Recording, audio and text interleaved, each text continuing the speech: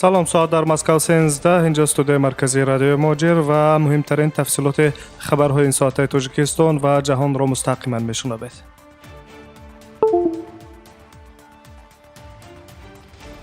имрӯз 23 июли 2020 сол хабарҳоро аз Тоҷикистон шурӯъ мекунем.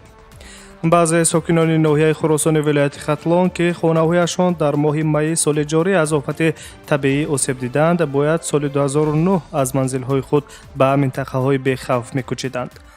ба онҳо барои сохтмони манзилҳои нав дар ҷойҳои бехатар замин ҷудо карда шуд. Онҳо аз ҳукумати ҷумҳурӣ кӯмак гирифтанд, аммо баъдтар ба хонаҳои садамавӣ баргаштанд, гуфт раиси кумитаи ҳолатҳои фавқулоддаи кишвар генерал Рустам Назарзода ба хабарнигорон дар нишасти матбуотӣ. ҳукумати Тоҷикистон созмонҳои байналмилалӣ аз рӯзи сарзадани офати табиӣ ба аҳолии Хуросон наздик буданд ва онҳоро бо ҳама ашёи зарурӣ, хаймаҳо, хӯрокворӣ, ёрии тиббӣ, молҳои зарурӣ, масолиҳи сохтмонӣ таъмин карданд.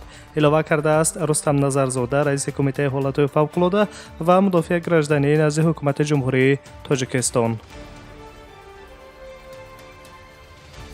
дар нишасти хабарии кумитаи мазкур гуфта шуд ки сокинони ноҳияи Хуросони вилояти Хатлон то миёнаҳои моҳи августи соли равон пурра бо манзилҳои нав таъмин карда мешаванд.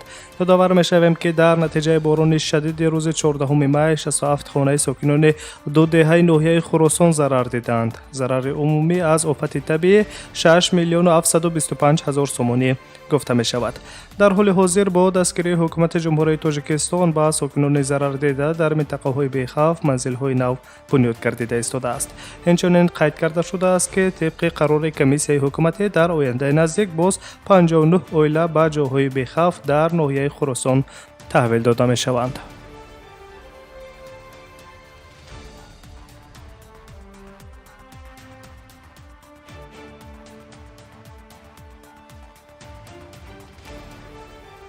дар тӯли 6 моҳи соли ҷорӣ Агроинвестбанк ва Тоҷиксодиротбанк ба амонатгузорон 211 миллион сомонӣ баргардонданд, гуфта шуд дар нишасти хабарии дирӯзаи Банки Миллии Тоҷикистон. Тоҷиксодиротбанк шумораи пасандозгузорони худро аз 9000 ба 4000 коҳиш дод.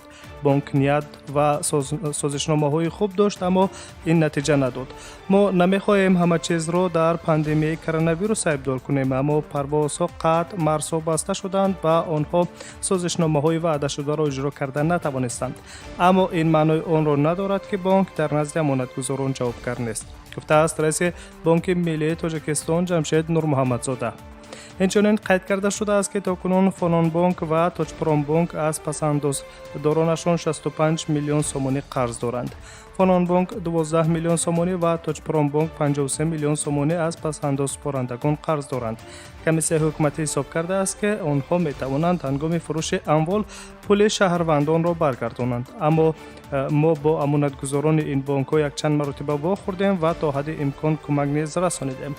онҳо 1000-2000 сомонӣ мегиранд, аммо намехоҳанд бар эвази пулашон амвол гиранд. аз ин рӯ онҳо бояд каме интизор бошанд то банк амволи худро фурӯшад ва маблағҳои онҳоро баргардонад. иброз доштааст Ҷамшед Нурмуҳаммадзода, раиси Банки Миллӣ дар нишасти матбуотии дирӯза.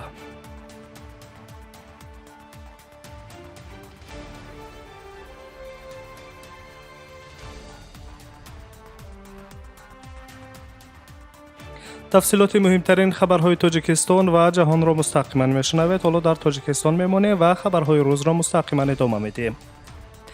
Дилмурод Давлатзода, директори агентии суғуртаи иҷтимоӣ ва нафақаи Тоҷикистон, дар як нишасти матбуотӣ дар душанбе гуфт ки санҷиши муштараки Вазорати тандурустӣ ва Оҷонсии суғуртаи иҷтимоӣ ва нафақа дар ним соли гузашта муайян кард ки 4000 нафақахӯри маъюб дар суроғаи нишондодааш зиндагӣ намекунанд.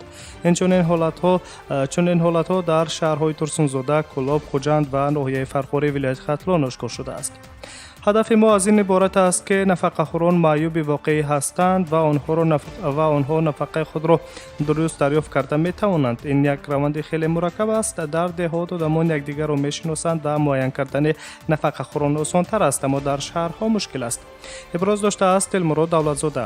дар тоҷикистон аз соли 2014 барои ҳуҷҷатгузорӣ ё инвентаризатсияи ҳуҷҷатҳои нафақа комиссияи муштараки агентии суғуртаи иҷтимоӣ ва нафақа ва вазорати тандурустӣ ва ҳифзи иҷтимоии аҳолии ҷумҳурии тоҷикистон таъсис дода шудааст.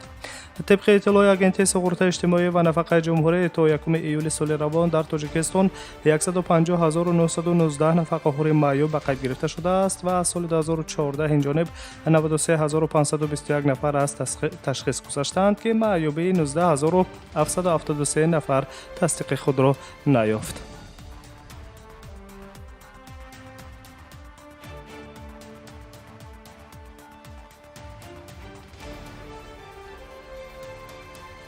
идомаи хабарҳо.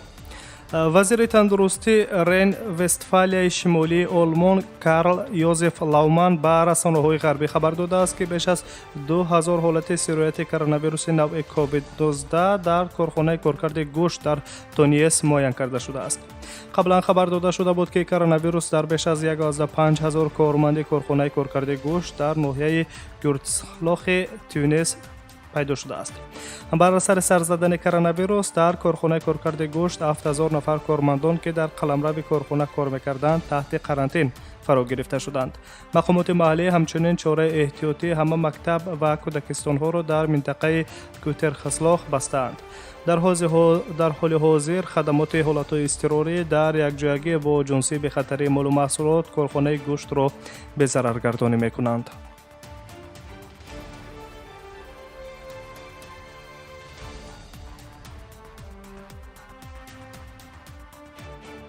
муҳимтарин хабарҳои тоҷикистон ва ҷаҳонро мустақиман мешунавед.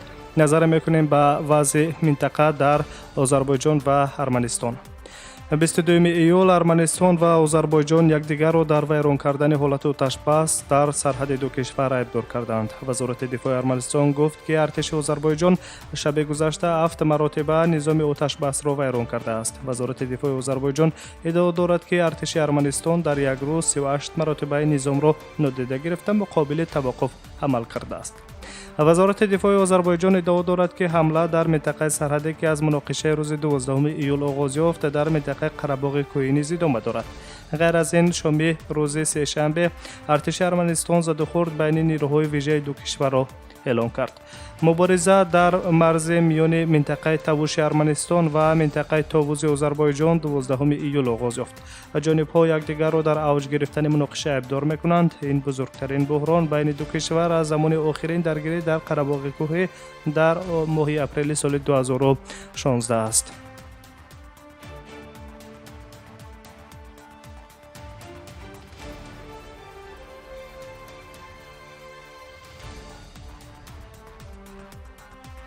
аз минтақаи сарҳадии Арманистону Озарбойҷон ба Украина меравем. президенти Украина Владимир Зеленский аз 1 август барои шаҳрвандони Австралия, Зеландияи Нав, Баҳрайн, Кувайт, Умон ва Арабистони Саудӣ низоми раводидиро бекор кард. муҳлати бодубоши хориҷиён аз кишварҳои дар боло зикр гардида бераводид дар қаламрави Украина набояд аз 90 рӯз зиёд бошад.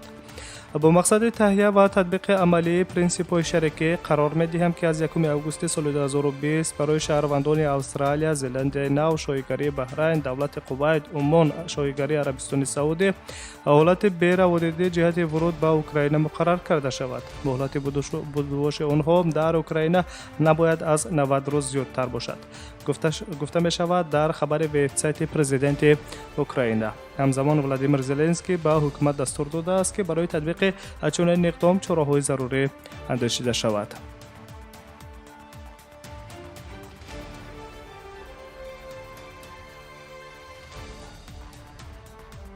муҳимтарин тафсили хабарҳои ин соатаи Тоҷикистон ва ҷаҳонро мустақиман роҳи мавҷи радиои Моҷир шунидед. саломат бошед.